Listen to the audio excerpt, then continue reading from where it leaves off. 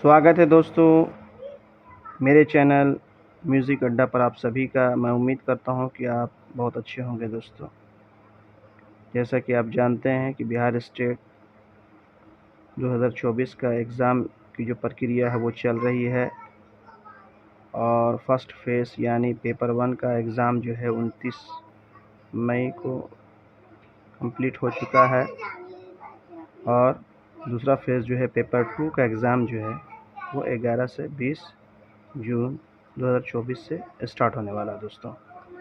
तो अभी से तैयारी में लग जाएं और ख़ास के म्यूज़िक सब्जेक्ट के लिए, म्यूज़िक टीचर बनने के लिए दोस्तों, तो आपको पूरी तरीके से तैयार रहना है और हमारे चैनल से जुड़ जाइए म्यूज़िक अड्डा से।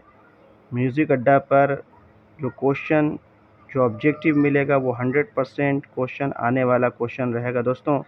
और पेपर 1 में आया भी है, तो आप पेपर 2 के लिए तैयारी में जुट जाएं। आपके स्क्रीन पर है प्रीवियस ईयर का क्वेश्चन है। इसमें इस क्वेश्चन से 40% से ऊपर क्वेश्चन आ रहा है दोस्तों।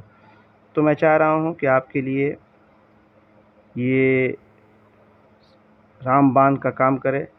तो जिनके पास ये क्वेश्चन उपलब्ध नहीं है तो उनको फ़ायदा मिल जाएगा। तो आइए स्टार्ट करते हैं जल्दी जल्दी और इससे फ़ायदा उठाते हैं दोस्तों। तो मेरे चैनल को सब्सक्राइब करना ना भूलें, क्योंकि गुरु दक्षिणा बनता है दोस्तों, गुरु दक्षिणा बनता है। मेरे चैनल को सब्सक्राइब करें, शेयर करें, लाइक करें, कमेंट बॉक्स में ज़रूर लिखें दोस्तों। तो आइए, क्वेश्चन नंबर पहला है, नाद के कितने गुण हैं।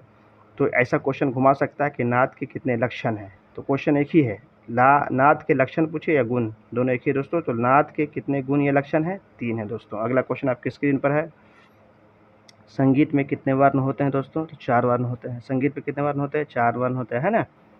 फिर नाद के कितने प्रकार हैं? नाद के 2 प्रकार, आहत नाद और अनाहत नाद। ये भी पूछ सकता है दोस्तों। तो आपको बताते चल रहे हैं। सप्तक के कितने प्रकार होते हैं? सप्तक के 3 प्रकार होते हैं। कौन कौन सा सप्तक के प्रकार होते हैं दोस्तों? मंद्र सप्तक, मध्य सप्तक और तार सप्तक दोस्तों, है ना। और मध्यम ग्राम में कितनी मूर्छनाएं होती है? मध्यम ग्राम में कितनी मूर्छनाएं होती हैं दोस्तों? तो आपके स्क्रीन पर है, फटाफट आप जो है सो याद कर दिए। 7 मूर्छनाएं होती हैं। उसके बाद जो है सो दोस्तों अगला क्वेश्चन है आपके स्क्रीन पर है, विकृत स्वरों का प्रयोग सर्वप्रथम किस ग्रंथकार ने किया था? तो शारंगदेव ने किया था विकृत स्वरों का, है ना। विकृत स्वरों का शारंगदेव ने, है ना दोस्तों। उत्तर भारतीय संगीत में कितने थाट स्वीकृत किए गए हैं? तो 10। उत्तरी भारतीय संगीत में, ठीक है, 10 थाट है। आलाप्ती गान किस श्रेणी में आता है दोस्तों? तो अनिबद्ध गान में आता है ना।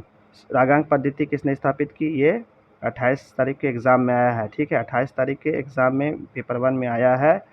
श्री नारायण मोरेश्वर खरे हैं इनके, है ना। रागांक पद्धति किसने स्थापित की? श्री नारायण मोरेश्वर खरे ने दोस्तों, है ना। तो याद रख लेना दोस्तों, एग्ज़ाम में आपके आ सकता है। आपके अगला क्वेश्चन आपके स्क्रीन पर है, मध्यम ग्राम में कितने स्वर संवाद है दोस्तों? रेपा है। मैंने किन स्वर संवाद के बारे में बात कर रहा है? तो रेपा याद रखिएगा। मध्यम ग्राम में रे अपा है। रागनी वर्गीकरण के कितने भेद हैं? 4 भेद हैं। ये भी क्वेश्चन में आया था 28 तारीख को संगीत के एग्ज़ाम में। उत्तर आया था क्या है? मूर्छना है, ठीक है। तो दोहरा सकता है, और दोहरा के हमको लगता है इसमें से लगभग आएगा क्वेश्चन। तो आप बस पढ़ते जाइए। अर्धमागधी की किस शैली का गीत है, यानी किस शैली का प्रकार है? तो वही गीत के बारे में पूछ रहा है, तो गीति, ठीक है। थाट राग वर्गीकरण किसकी देन है दोस्तों? सभी जानते हैं, पंडित नारायण विष्णु नारायण भातखंडे जी का, है ना। भातखंडे शॉर्ट में लिखा हुआ है दोस्तों आपके स्क्रीन पर। तो आप फटाफट जो है आप पढ़ते जाइए और तैयारी करते जाइए। आपकी स्क्रीन पर अगला क्वेश्चन है, मोहन वीणा किस वाद्य का विकसित रूप है? ये एग्ज़ाम में आ चुका है। बिहार स्टेट म्यूज़िक के एग्ज़ाम में 28 तारीख को आया है, रिपीट किया है। तो ये गिटार का है, ठीक है। मोहन वीणा किस वाद्य का विकसित रूप है? गिटार का है दोस्तों। अगला क्वेश्चन है, भातखंडे के अनुसार किस श्रुति पर कोमल दैवत 16 पर है ना। प्राचीन काल में षटज स्वर किस श्रुति पर स्थापित था? ये चौथी पर, मगर एग्ज़ाम में आया था कि आधुनिक काल में षटज किस श्रुति पर है? तो पहली पर है, ठीक है। एग्ज़ाम में आया है अब 28 तारीख को, तो बता दे रहा हूँ एग्ज़ाम में जो आया है। वेंकटमखी द्वारा कितने स्वरों का निर्णय लिया गया? 72, है ना। उसका रागांग वर्गीकरण पद्धति का उल्लेख किस ग्रंथ में सर्वप्रथम मिलता है? पूछ रहा है सर्वप्रथम के बारे में, नाट्य शास्त्र में, है दोस्तों। और अगला क्वेश्चन है, इनमें आलाप्ती से कौन संबंधित है? आलाप्ती से प्रति ग्रहणिका है, ठीक है। उसके बाद अगला क्वेश्चन है, उद्वाह शब्द किस गायन विद्या से संबंधित है? ये भी एग्जाम में आया था 28 तारीख को। ये प्रबंध से है, क्या है? प्रबंध से है। उद्वाह आया था एग्जाम में, देखिए टिक किया हुआ है। प्रबंध के अंक की संख्या बताइए, 6 है, ठीक है। उसके बाद प्रबंध किस वर्ण में आते हैं? निबद्ध में, है ना दोस्तों। फटाफट करते जाइए। आधुनिक शुद्ध ठाट किसे माना जाता है? बिलावल को, सभी जानते हैं। पहले किसको माना जाता था? काफी को, है ना।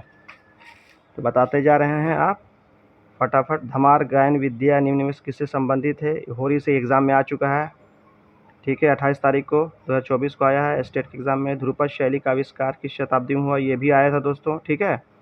कब हुआ था? 15वीं शताब्दी में दोस्तों। ध्रुपद के लेखक कौन है? एग्जाम में आया था। कौन है? मानसी तोमर है ना। धमार गायन शैली किस ताल में गाई जाती है? धमार ताल में, ये भी एग्जाम में आ चुका है और ये भी एग्जाम में आया था। सिद्धेश्वरी देवी किसके लिए प्रसिद्ध हैं? तो ठुमरी के लिए दोस्तों, है ना। और डागर बानी के प्रवक्ता कौन है? ये भी आया था। कौन है? भरत चंद है दोस्तों, है ना। तो ये भी एग्जाम में आया था उस दिन, जो टिक किया हुआ है। देखते जाइए फटाफट आप। पंडित रविशंकर किस घराने से संबंधित हैं? तो दोस्तों तो मेहर घराने से, सभी जानते हैं मेहर घराने से हैं। टप्पा गायन मियाँ शौरी किस राजा के आश्रय में था? तो गुलाम रसूल के था, है ना। सामदेव के 3 स्वरों में से एक बताइए उस्ताद। अगला क्वेश्चन है, सर्वप्रथम रचित वेद का नाम सब जानते हैं, ऋग्वेद है ना दोस्तों। साम गायन में कितने गायक थे? 3 गायक थे दोस्तों। ये एग्जाम में आ चुका है, 28 तारीख को एग्जाम में आया था, सेकंड सिटिंग में आया था, फर्स्ट सिटिंग में भी आया था। तो आप क्वेश्चन को ये कर लीजिए। वैदिक काल में कला के लिए किस शब्द का प्रयोग होता था? शिल्प कला से, है ना। उसके बाद है, गीत और आलाप के छोटे खंड को क्या कहते हैं? रूप काल्पति, ठीक है दोस्तों। और यज्ञों में प्रमुख गायक को क्या कहते हैं दोस्तों? उद्दाता। शाम उस समय का था खालिस्तान वैदिक संगीत था, ठीक है दोस्तों। वैदिक संगीत था दोस्तों। दक्षिण संगीत पद्धति को क्या कहा जाता है? कर्नाटक संगीत पद्धति, है ना दोस्तों। उसका अगला क्वेश्चन आपकी स्क्रीन पर है, ध्रुव ताल में कितनी मात्रा है? तो 14 मात्रा होता है दोस्तों। ध्रुव ताल में कितनी मात्रा? 14 मात्रा। कर्नाटक संगीत में कृति के अंग कितने अंग है? 3 अंग है दोस्तों, है ना। हिंदुस्तानी संगीत का कौन सा कर्नाटकी संगीत के मोहनम से मिलता है दोस्तों? भोपाली, ठीक है।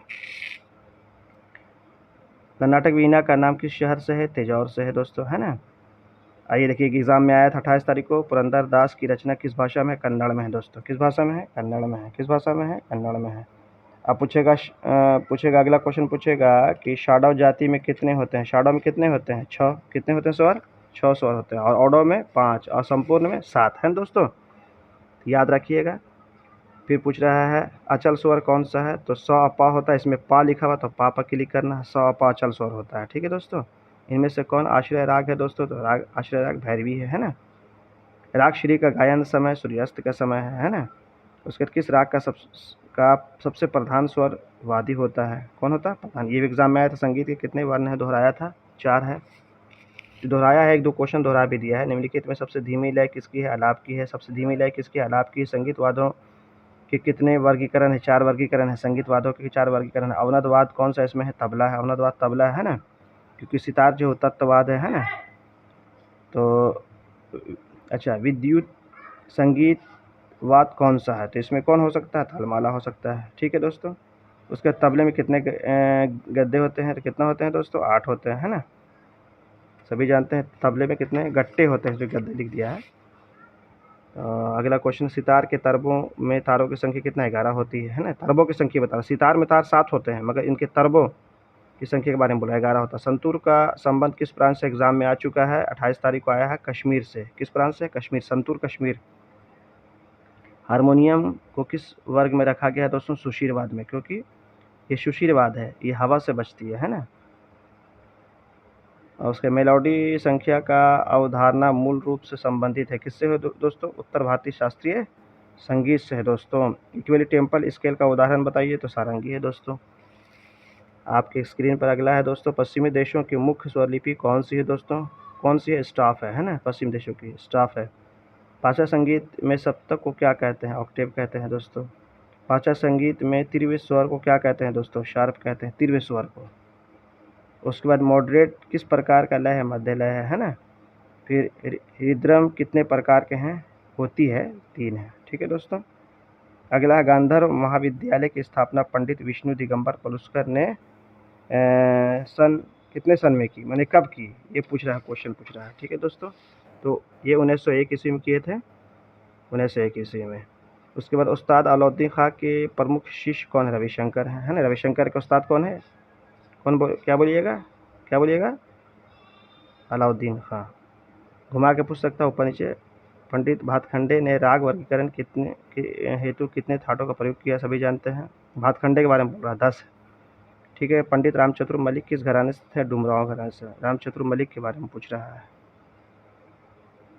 कर्मिक पुस्तक मालिका के लेखक कौन है? भातखंडे जी हैं। कौन है? भातखंडे जी हैं। कौन है? भातखंडे जी हैं। पंडित रामचंद्र मलिक किस शैली के गायक थे? किस शैली गायक थे? ध्रुपद। किसके? ध्रुपद के। ठीक है दोस्तों, तो ये आपके स्क्रीन पर है दोस्तों, ध्रुपद के यहाँ लिखा हुआ होगा। उसके बाद अभिनव राग मंजरी पुस्तक के लेखक कौन है? भातखंडे हैं, पंडित विष्णु नारायण भातखंडे। बृहदेशी के लेखक कौन है दोस्तों? मतंग मुनि है। भरत के विकृत स्वर को क्या कहते हैं दोस्तों? अंतर्गोधार कहते हैं दोस्तों। संगीत रत्नाकर में कितने स्थानों का वर्णन है दोस्तों? 96 स्थानों का वर्णन है। नाट्यशास्त्र के किस अध्याय को काकू का विस्तार है? काकू का विस्तार है। काकू कितने प्रकार के हैं दोस्तों?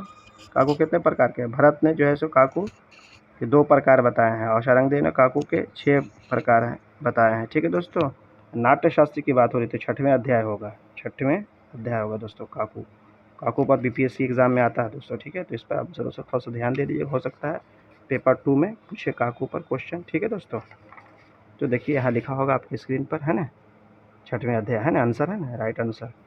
बृहदेशी में कुल कितने अध्याय एग्जाम में आ चुका है? मैंने लड़का लोग को बताया था, मगर वो 7 मार्क के चला गया। 5 होता है बृहदेशी के कुल अध्याय कितने हैं? 5 है दोस्तों, तो याद रखिएगा, एग्जाम में आ सकता है। नाट्यशास्त्र में संगीत संबंधित अध्याय है, नाट्यशास्त्र में संगीत संबंधित अध्याय है अंतिम के 6, यानी 28, 29, 30, 31, 32, 33, है ना, 28, 33 होगा।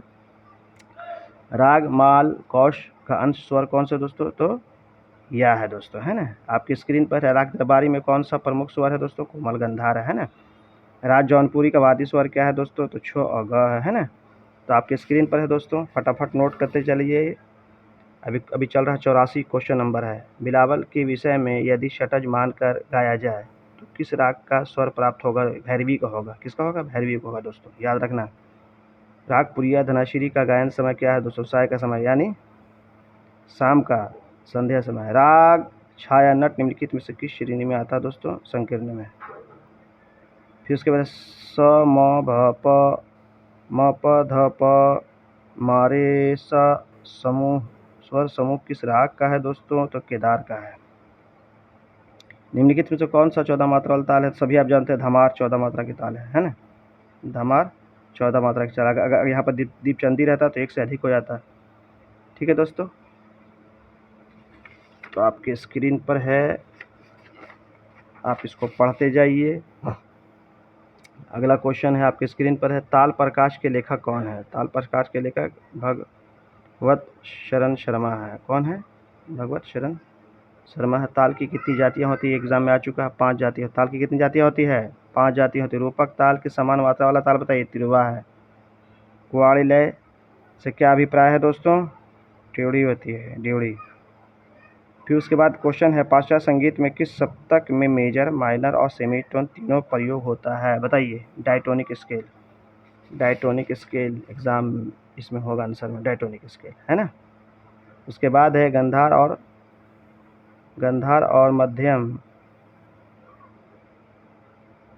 और मध्यम के बीच कौन सा स्वरांतर है? माइनर टोन है। ठीक है दोस्तों, अगला क्वेश्चन है, चौमासा किस ऋतु में गाया जाता है? वर्षा में है दोस्तों। नौटंकी किस प्रदेश का परंपरागत लोक नृत्य है? उत्तर प्रदेश का, उत्तर प्रदेश का है दोस्तों। पाश्चात्य संगीत का पदुत लय को क्या कहा जाता है? एग्रो। उसके बाद अगला है, पाश्चात्य संगीत में श्रुति को क्या कहते हैं दोस्तों? पाश्चात्य संगीत में श्रुति को क्या कहते हैं दोस्तों? क्या कहते हैं बताइए? टोन कहते हैं, स्केल कहते हैं, माइक्रोटोन कहते हैं, सेमीटोन कहते हैं। बताइए, यहाँ पर कोई आंसर नहीं, बताइए। पाश्चात्य संगीत में श्रुति को क्या कहते हैं? माइक्रोटोन। क्या कहते हैं? माइक्रोटोन। आंसर देख लीजिएगा, आपके स्क्रीन पर होगा, ज़रूर 100% होगा, देखिए, है ना, माइक्रोटोन आपके स्क्रीन पर है।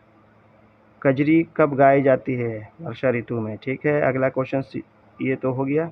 ये 100 क्वेश्चन आपका स्क्रीन पर है दोस्तों। तो आपको आज का ये क्वेश्चन पेपर और वीडियो कैसा लगा आप हमारे कमेंट बॉक्स में ज़रूर लिखेंगे और हमें थैंक्स कहना ना भूलें, क्योंकि थैंक्स कहना है तो आप सब्सक्राइब करना है दोस्तों। हमारे चैनल से जुड़े रहिए। बीपीएससी टीआरई 3 और बीपीएससी टीआरई 4 यानी म्यूज़िक का क्लास लाइव क्लास होगा और हमारा नोट्स जो है वो बिल्कुल 100% परफेक्ट रहेगा ऑब्जेक्टिव। आप हमारे चैनल से जुड़िए और अगर सफलता हासिल करना है और संगीत शिक्षक बनना है तो और अपना खूब खूब ख्याल रखें। मुझे दें इजाज़त। जय हिंद, जय भारत। सब्सक्राइब करिए, दक्षिणा गुरु दक्षिणा दीजिए।